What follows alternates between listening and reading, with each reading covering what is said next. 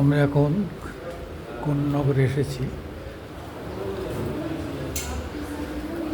যে বাড়ির ছেলে চিকিৎসা না পেয়ে মারা গেছে।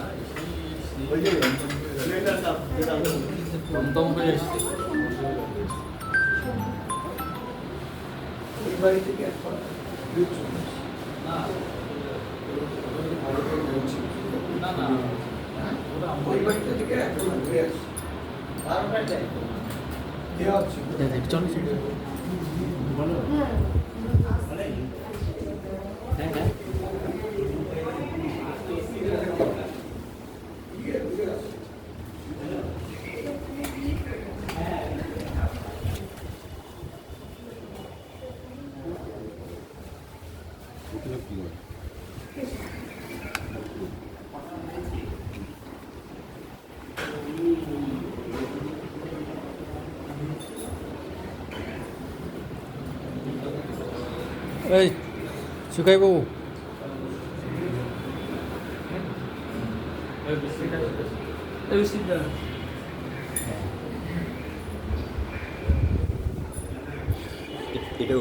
এখানে দাঁড়িয়ে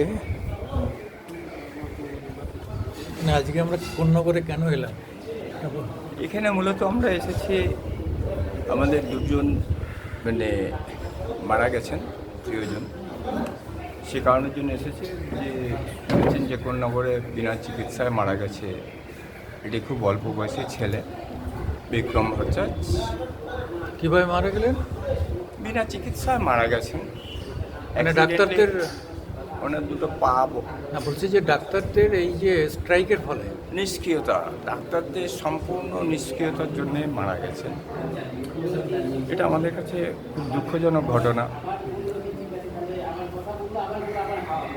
যে একজন নিরপরাধ